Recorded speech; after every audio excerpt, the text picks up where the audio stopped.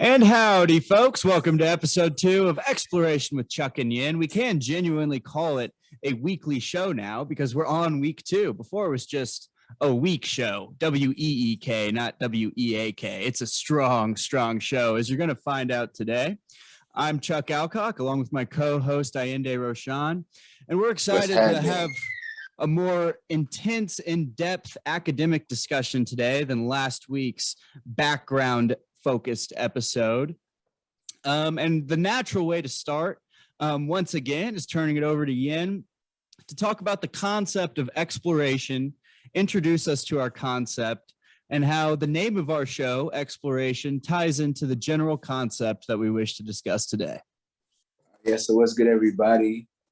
Just in honor of exploration, we just have to pay homage to the great explorers of both the mind and globe, people like Abu Bakari, Mansa Musa, also scholars like Ivan van Sertima, who studied the exploration of Africans to America pre-Columbus, and just really all over the world and spreading, different knowledge, information, culture, history all across the world through architecture, art, written history, and also oral traditions.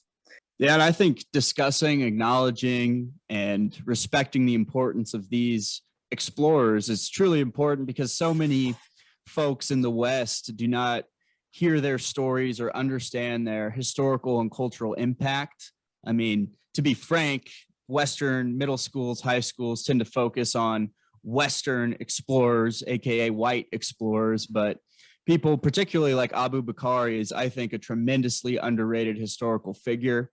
Although there is no scientific consensus, I think the parallels in art and architecture between the African continent and the Americas indicates that there was some kind of ocean-based travel between the two at some point prior to 1492 when Columbus sailed the ocean blue. I think as a result of that, it is very likely that it was not just the modern Western version of this Pocahontas world that existed in the Americas prior to Columbus's arrival in 1492, but rather there was a culturally diverse and thriving world that was the result of African travel. Yeah, for sure. And I feel like even with that being said too, it just really changes how we classify one another and how we classify human beings on the concept of race versus ethnicity. Because like what the point you made about, them coming over here and not having like this one monomer or this one physical attribution that we give to a specific group of people, we realize that all of us, like, we all look different in many different ways, and we have different cultures, different religions, different dialects, so on and so forth, that really do make us different. And I feel like this is not, a new concept. There's been variations in ethnicities since the beginning of time. And we really see America being like the birth point for classifying people off of strictly race, and like I feel like that's a topic that we're definitely going to get into today and unpack and understand. Yeah, it's really important to acknowledge that. I mean, obviously, there's one point in American history where there was a solid percentage of white people who genuinely believed that they were a different species than other categories of Homo sapiens, which obviously a disgusting belief, but worth acknowledging. And it kind of lends itself to what we wish to discuss in depth today, which is the concept of the one drop rule. This was a largely sociological, but sometimes legal concept where one drop of non-white blood made an individual not white. And obviously, the largest minority in a post-slave trade America was African Americans. And because of that, the one drop rule was most commonly applied to Black people. There's a reason in a modern context that folks consider Jason Kidd Black, for example, someone whose skin is fair. And we really hope to undermine the concept that there's this link between race and phenotypic or physical traits, because race is this sort of sociological construct that really has no bearing in deep human history nor biology. Right. So with that being said, the reason why we bring up Abu Bakari to begin with, to give context, Abu Bakari was the older brother of Mansa Musa, who is known to be the richest man to ever live on this continent. He was the king of the Mali Empire, which is West Africa.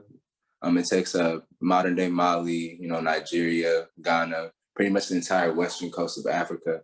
Is the richest empire to ever touch the world. And he traveled to America, and there are scholars such as Ivan van Sertima who use the geographic evidence and architecture such as the Olmec heads found in Mexico, or the pyramids found in Mexico and Southern America, to show the link between Africans traveling from the continent of Africa to Southern and Central and Northern America pre-Columbus, bringing, different types of culture and people and spreading that culture all over the world.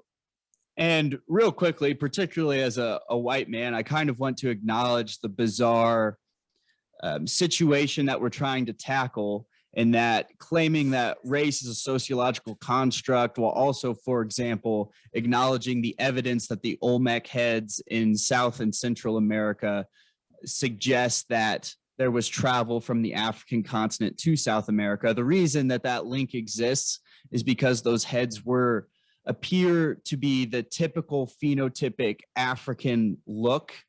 And that gets kind of odd when claiming that race is a sociological construct, yet we can look at a carving of something and point to it and say that likely came from Africa. The important distinction here is that at the point in time where the travel was occurring between Africa and the Americas pre-Columbus was a period before there was massive migration between continents, where phenotypes had developed evolutionarily in different parts of the world. However, no one said, "Hi, I'm white," or "Hi, I'm black." Rather, they would say, "Hi, I'm Mayan. Hi, I'm Italian. Hi, I'm from whatever geographic region they were from." That was the distinction that existed for most of civilized human history. Yeah. So with that being said, it's very clear that we need to be very careful with how you speak about race in any type of context, because as Chuck said, it is a social construct that is deeply embedded into society today and the world. What we're saying is that before 1492 and before slavery, really, the inception in 1619 of slavery, that's when the construct of race really was perpetuated in its highest extent in order to put a group of people into a larger category of inferiority in order to enact the most inhumane and brutal types of human bondage that this world has ever seen for financial gain. What that really means is that when Abu Bakari is not the first African to come to America. When you do your further research, you'll just be able to see that he is one of the first documented Africans to come to America. As Chuck said, in Africa, the concept of Blackness is not really present. People are either Yoruba, Igbo, Ashanti. You have different tribes, but you would never just claim like we are all one people. Africa is the most ethnically diverse continent in the world. And even though if all those people come to America, now they become one monomer of Black. So I'm trying to make it very clear that Blackness is real. There are Black people. I am a Black person. I just also want to make it clear to know what Blackness really means, and that it's not just the concept birthed in America, that it's also something that has had influence worldwide, and that Blackness is in every country all over the world. Absolutely. And there's a very clear evolutionary reason why the African continent, as Allende stated, is the most ethnically diverse. It is literally the birthplace of Homo sapiens.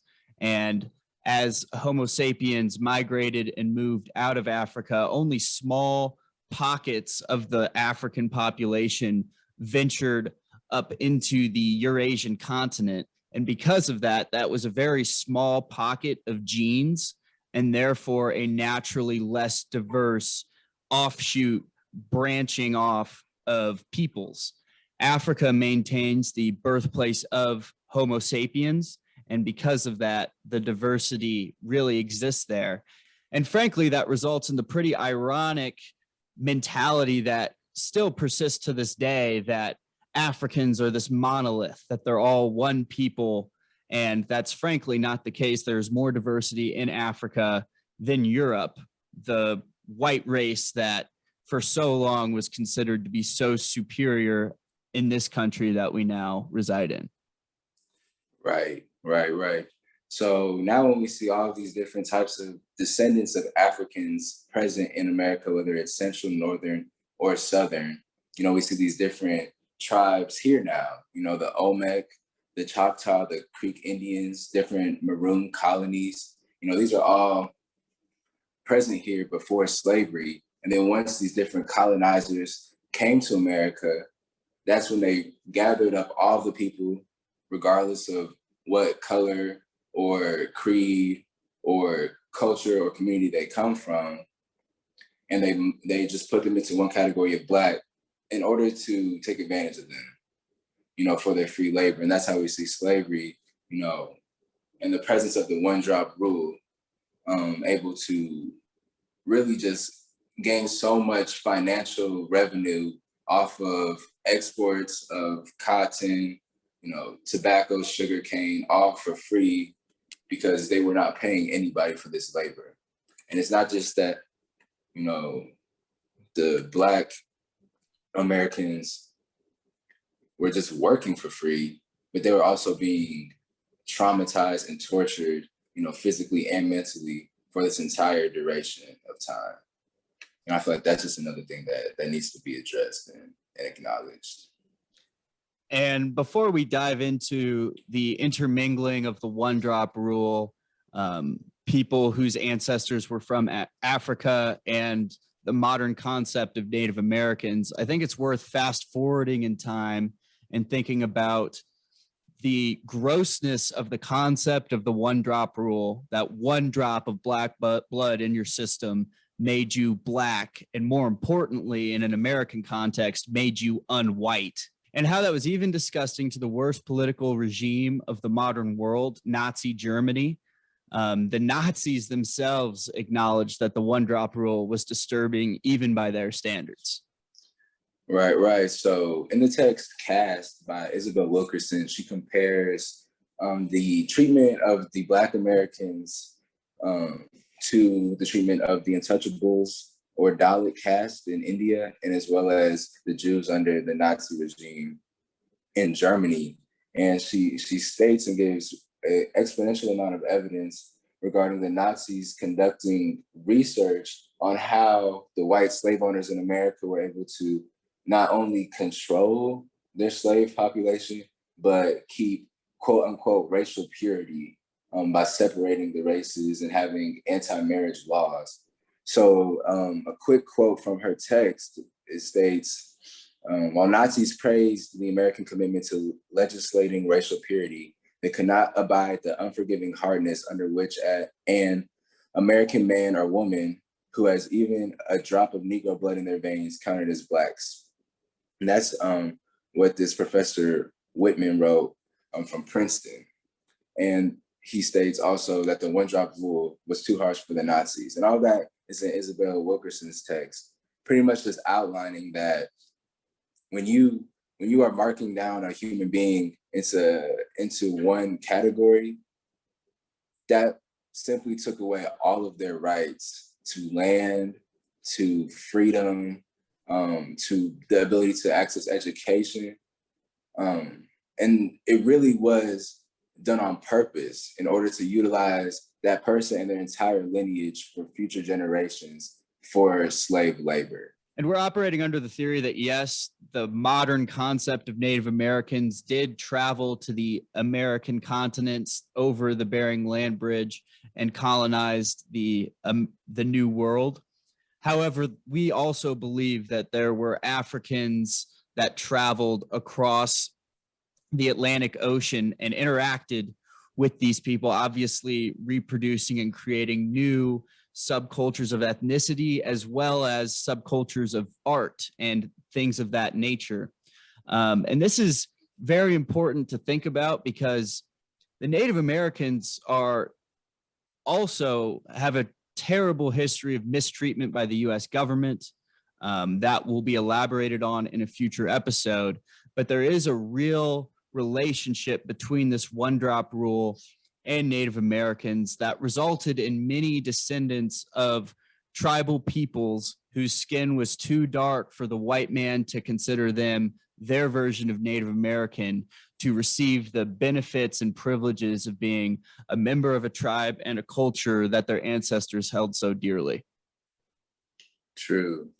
Because regardless of when people got here, as you said it earlier, Africa was the birthplace. So instead of always looking at like, oh, were they Black or were they white? Or did they look like this or that? We just realized that there was a point in time in which we looked at people and we saw them as people. And it was about where they came from and not necessarily just what they looked like. Because there were people that if they look just like you, you might have beef with them because they come from a rival state or rival tribe or country, so it wasn't always just about like the color of somebody's skin gave you, affiliation with them. And that's when we start to see with the Blumenbach classifications in America that they really began to break down and classify human beings into these different categories based off of hate, based off of measuring skull size or saying that a certain race is inferior and more primitive because of, biased scientific exams and things like that. So I feel like that's the main thing that I'm trying to push on too, is that there's just been this global dehumanization of Blackness, and that has just been used to really dehumanize and abuse a specific group of people because of that color of their skin, and that they've been deemed as inferior. And that's how you're able to, enact some of the most horrific instances of slavery onto a group of people, is when you view them and you convince society and also the people to view them as less than human. And there's no example of how despicable this view was that's more clear than the United States government of freedmen following the Civil War that were at one point enslaved by Native Americans. First off, I feel like a lot of Western educated people do not realize that Native Americans owned slaves, owned African slaves, African American slaves. But following the Civil War, the United States made treaties with various tribes, including the Cherokee Nation and the Creek, two of the largest Native American nations at that point in history, that essentially guaranteed freedmen, which, side note, many African Americans with the last name Freedman, most famous of which Morgan Freedman, means he was a direct descendant of a freed slave who then chose that as his last name. Pretty surreal that I think goes over a lot of people's heads. But anyway, these treaties guaranteed freedmen from tribes full citizenship into those tribes. And for decades, they operated as important, crucial members of those tribes as freed people, despite the inhumane treatment of slaves, even by Native American tribes. It is well documented that Native tribes at any point in history were more humane and reasonable than white people in America. And because of that, we're generally more accepting of freedmen into their culture and societies. However, just a mere couple decades later, the United States, getting semi-concerned with the amount of power and influence that potentially could develop out of these Native American tribes, as well as just straight up racism, not just against Black people, but against Native Americans, led to an attempt to create a census for the first time, counting the number of Native Americans in the nation. And this led to very grotesque and specific racial categorization. The census was called the Dawes Rolls. And these censuses were taken between 1899 and 1907, so the turn of the 20th century. And for the 5 civilized tribes at the time, considered by the white people to be the Cherokee, the Chickasaw, the Choctaw, the Creek, and the Seminole, they categorized each of them into various groups. For example, Indian by blood. In addition, minor Indian by blood, the children. And then there was a distinction, freedmen, minor freedmen, as well as Indian by marriage. So those were the 5 columns when these government officials were going to these tribes and recording a census. And it was done really just looking at individuals. Very minimal interviews were done. And the census taker would just guess how Native American this person before them was. They would literally set up tents in fields at crossroads and just eyeball the people, and really just by appearance only, they would determine if that person was Native American and how Native American they were. And there were fractions. So each person in each of these Native American nations was assigned a fraction, usually in fourths. Hey, this person looks like they had a white dad. We'll call them half Native American. And it even got down to quarters and oddly also 3/4, which is goofy to believe that someone who had spent minimal time around tribes coming from the nation's capital could determine that with just their eyeballs. What's disturbing, however, is these freedmen who for a couple decades had been fully ingrained into the tribes, who had had children born, had started families, and their children, their entire lives, had believed they were Cherokee, Seminole, what have you, had that ripped away, not only to the point where they were considered a freedman, distinct from a Native American, but also it is the one category of these censuses that lacked a fraction. And this connects with the 1-drop rule. If the census taker, white man, minimal contact with Native Americans or freed African Americans to this point in his life, if he looks at a person and thinks that person looks black, that person was impossible to be listed as any percentage Native American. That person could say to the census taker, my mom is full-blooded Cherokee. She's a direct descendant, generations. If that person appeared black, not only were they put in the freedman column of the census, which stripped them of their tribal citizenship in the eyes of the United States government, which had a direct connection to funding, because population directly tied to how much food the government was giving the tribe and such. They also lacked a fraction, which has major modern consequences in terms of applying for tribal citizenship today. And it's just really fascinating how, for whatever reason, white people in this nation for centuries now have disrespected the people native to this land, that cultivated this land, that hunted this land, fished at this land in a strategic way that made it so abundant and perfect to settle. The disrespect they show for them, and yet the treatment of Black people has been even worse, even post-slavery. It's fascinating, and a piece of history I feel like not too many people fully grasp or understand. Right. And in regard to the piece about freedmen, even the Native Americans that looked Black themselves, that were there before the freedmen, you know, there are different explorers like Giovanni de Verrazano, who he explored in North Carolina, and he stated that the Native Americans resemble Ethiopians, and that they wore headscarves like they do in Syria. And we just have evidence that people traveled here, you know, pre-Columbus, and really had civilized, and before any of these different conquistadors came over here, you know. And then with that being said, also, when a Black person and a Native American had a child, their child was not allowed to claim any type of tribal affiliation. However, if a white person and a Native American had a child, that child was allowed to be a part of the tribe. And even that in and of itself, you see a direct, ability to exclude Black natives from maintaining any type of tribal affiliation for generations to come.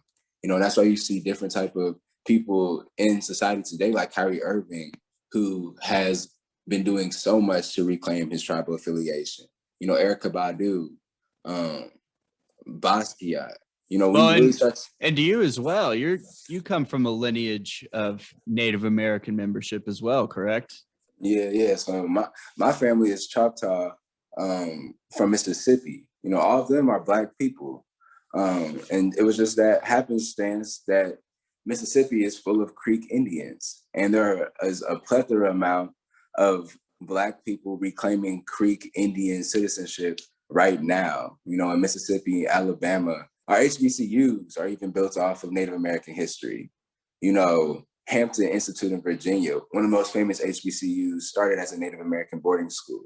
And we see it is near North Carolina as well. So we can only imagine that a lot of these people that are being put into this boarding school, which was an assimilation school, assimilating them into whiteness, taking away their culture, and a lot of these people, if we looked at them today, could be considered Black or would be considered Black. Tuskegee is down in Alabama where the Creek Indians thrived. That is named after an Indian word coming from the Muskegon language.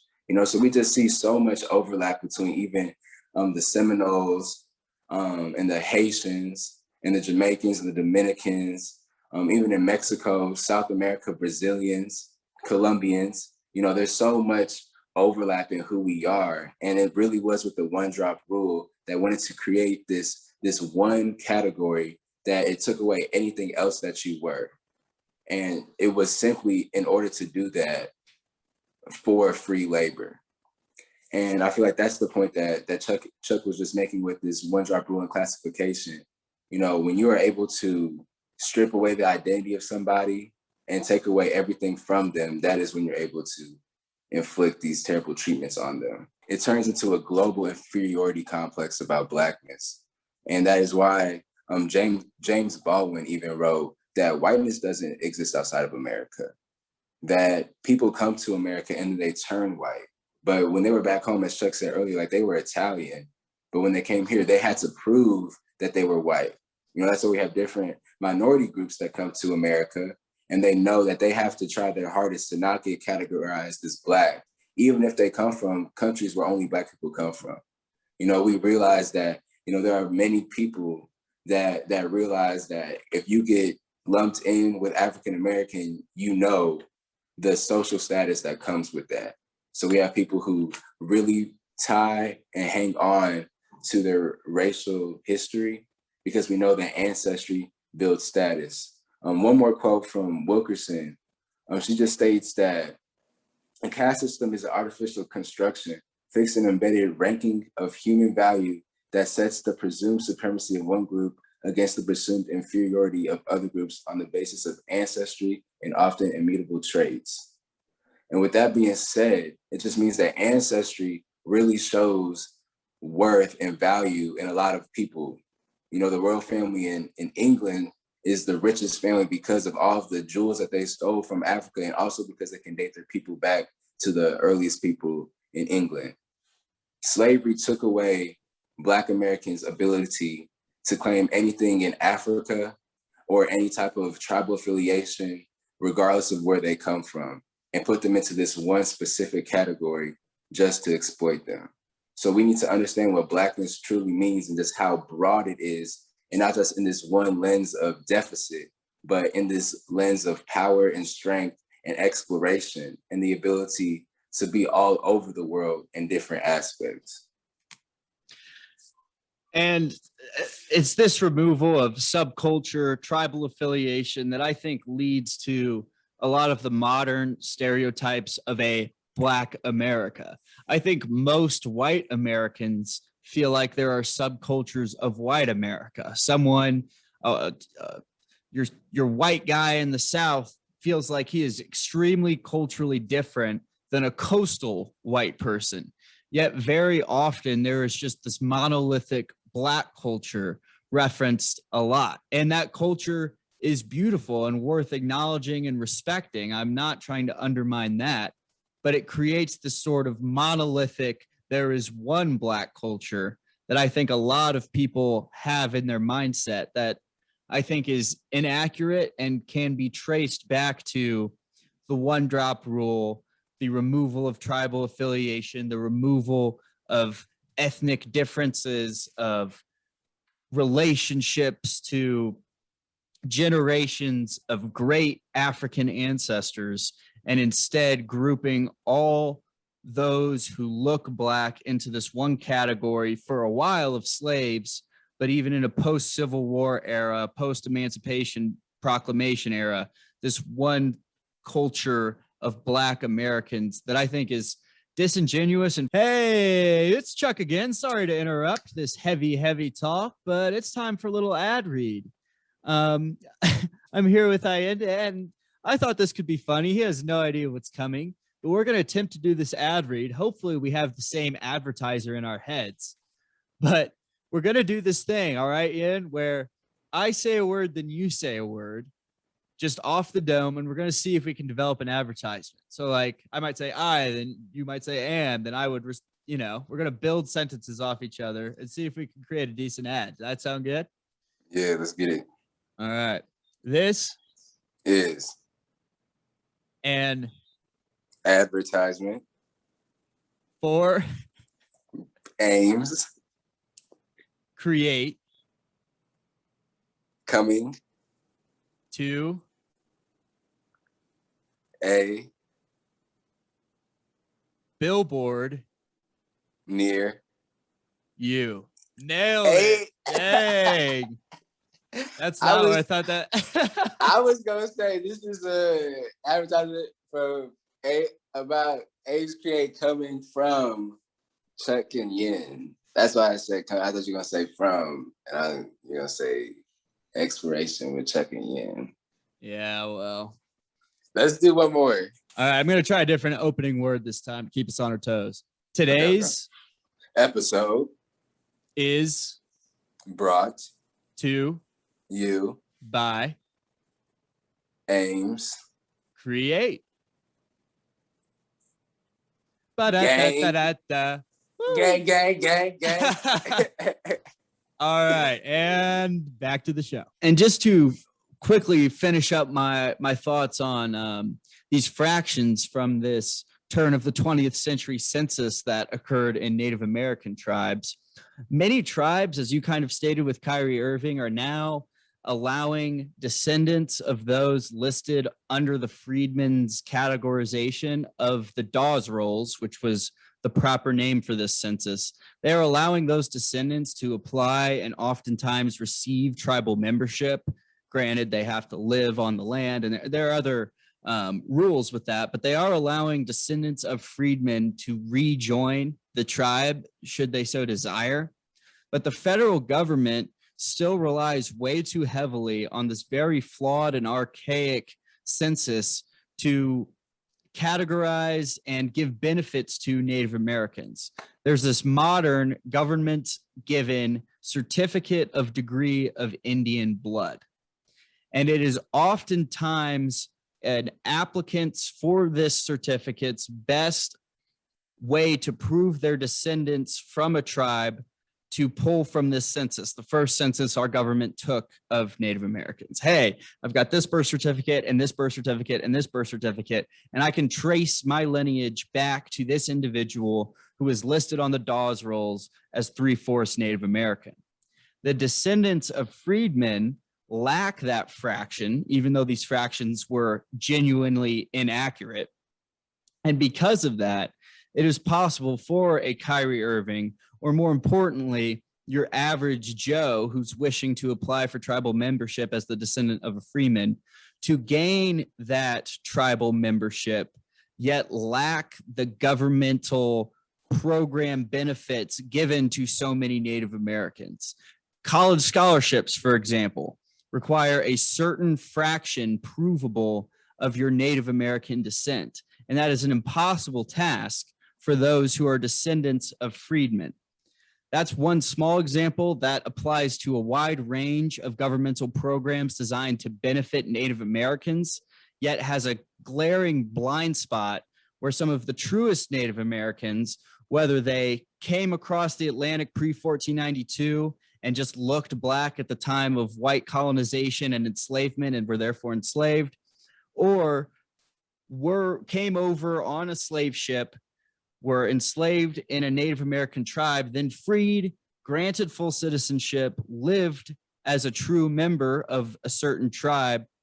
Yet, because of this goofy, sad census, their descendants are unable to reap the benefits that the government is trying to provide for those very people. It's very confusing, and I'm not sure I have a solution other than the government needs to stop relying on these artificially created fractions that are over 100 years old. Right. And I feel like the most emphasis that needs to be put on all that is that those fractions were created out of hate. You know, it was strictly created in order to make sure that, you know, if we're going to give reparations to the Native Americans, we're going to make sure that the smallest amount of Native Americans are in that population. And exactly. that we can still enslave and use a larger amount of them.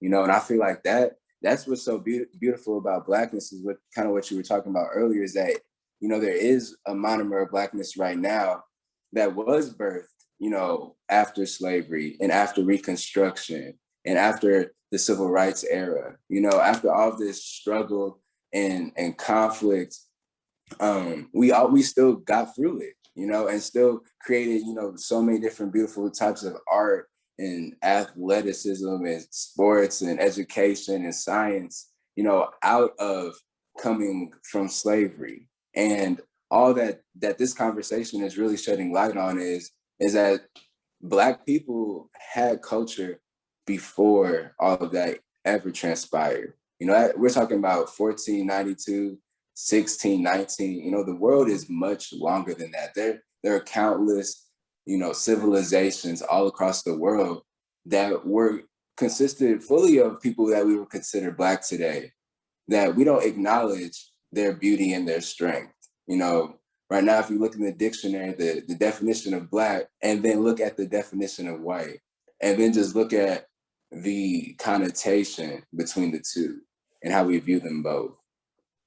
Absolutely. And just the whitewashing of some of the great historical Black achievements. I mean, I feel like in most movies I've seen, particularly those that are designed for kids, ancient Egypt is depicted not fully as a European culture, but very, very light in skin.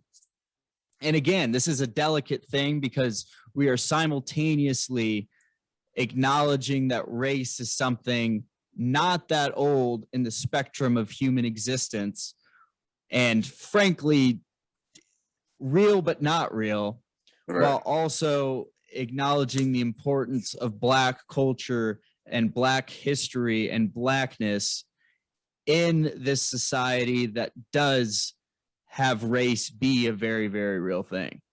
Right. I feel like the best way I can break it down for our listeners would be, you know, if you put up to a foreign island and saw nothing but LaMelo Ball, you saw 500 boys who look like LaMelo Ball, you know, and then you saw another island of 500 men that look like Chad Ochocinco.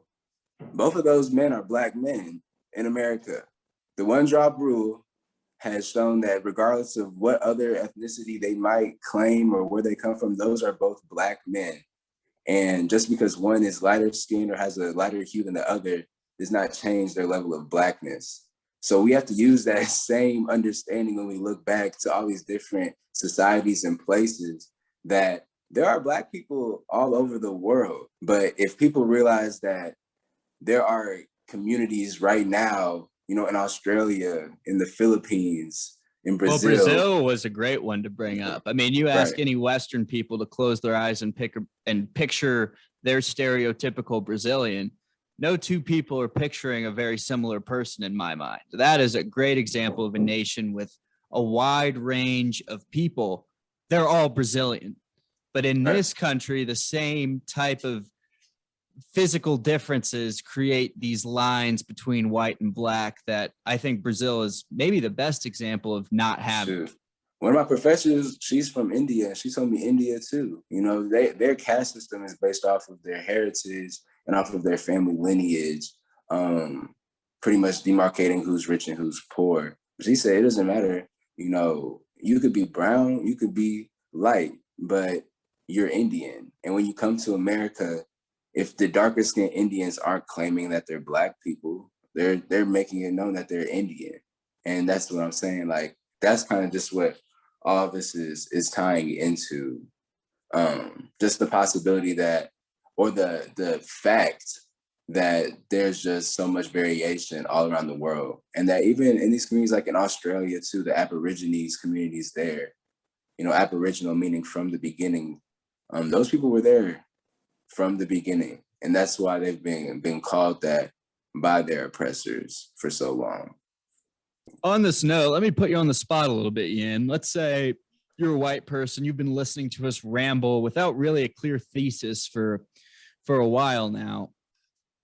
How, as a white person, while acknowledging that it's important for this to be confronted by everybody, regardless of American racial categorization, but particularly as a white person existing in an American society that still chooses so often to benefit and lean towards people that look like me, how can those people best acknowledge the beautiful subcultures of this country that are very often separated by race, while at the same time addressing the fact that race isn't really real? I mean, everyone likes the love, peace, and happiness, we're all one people stuff.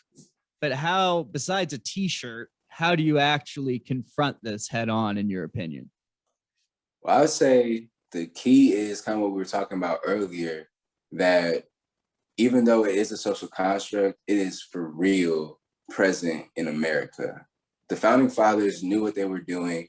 Blumenbach knew what he was doing when they created these different racial categories. And they knew that they would be present in this country, you know, honestly, until the end of the country's reign.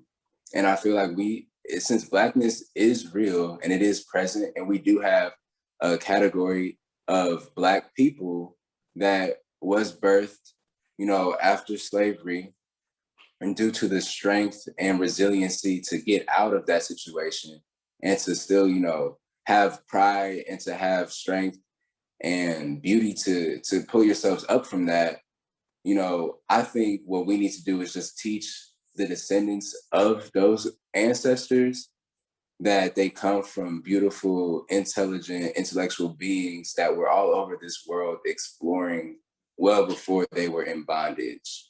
You know, teaching everyone about the greatness of Black scholars, explorers, you know, intellectuals all over the world.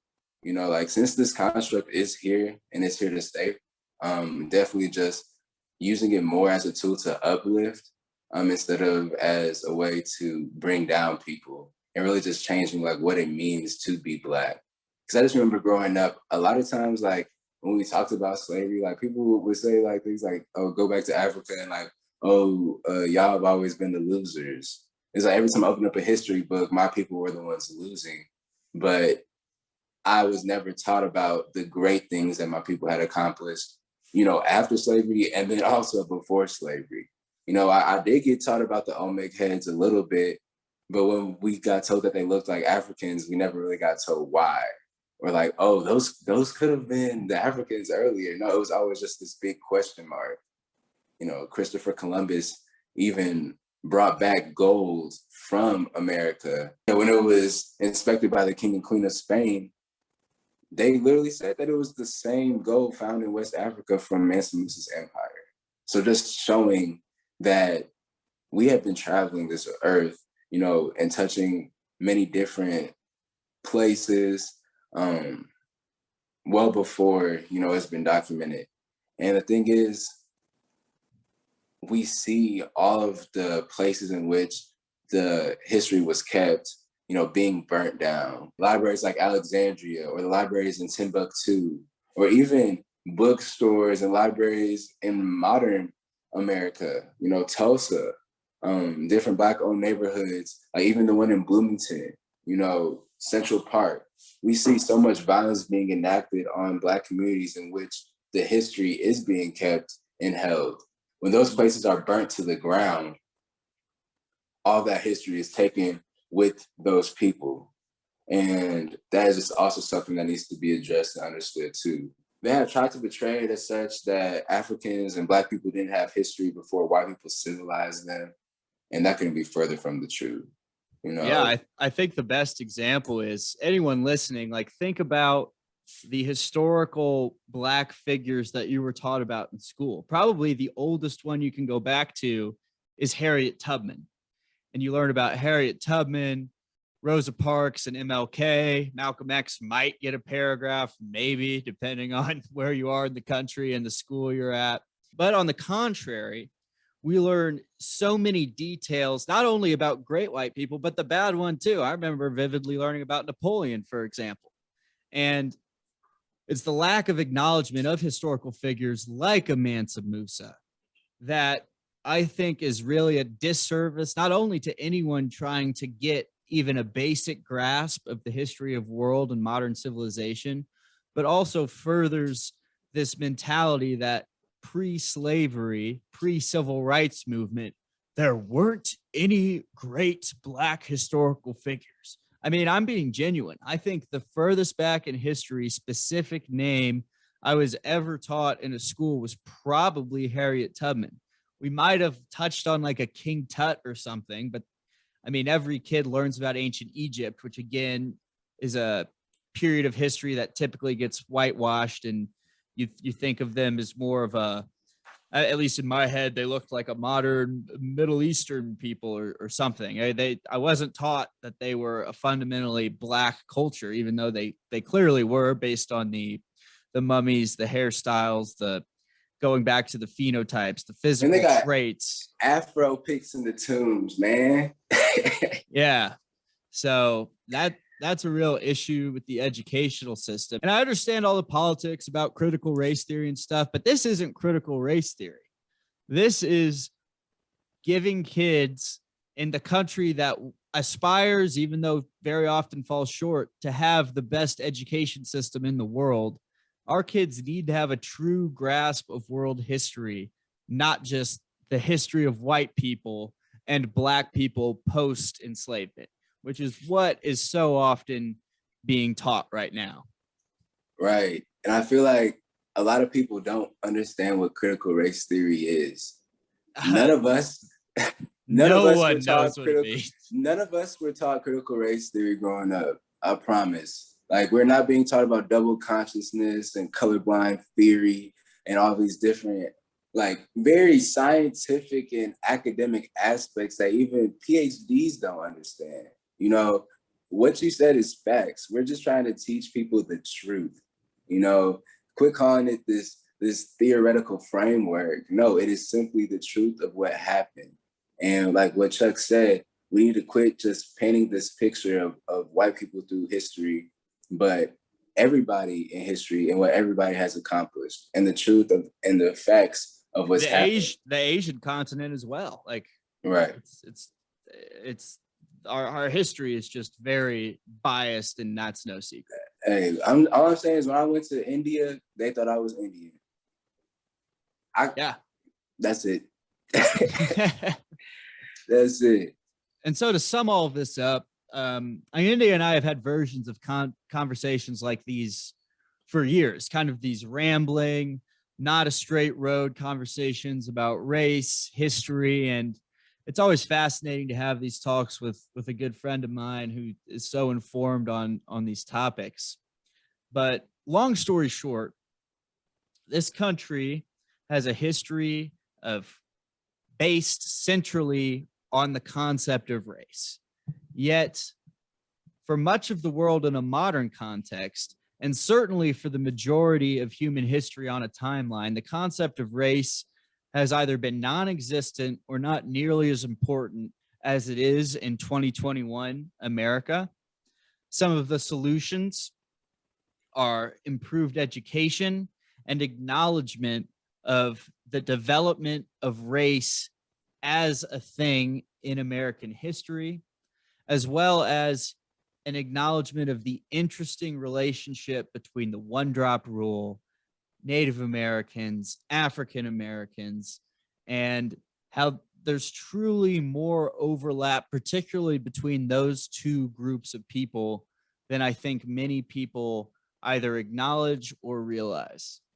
True, absolutely. Because as we started this episode, it's all about exploration and just understanding the truth of history, that this construct was created out of hate with the exact intention to get free labor from slavery.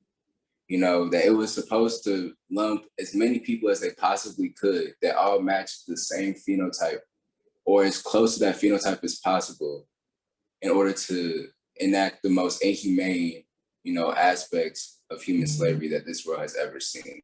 And we look forward to continuing to explore these heavy topics, hopefully more often with a little bit of a lighter tone.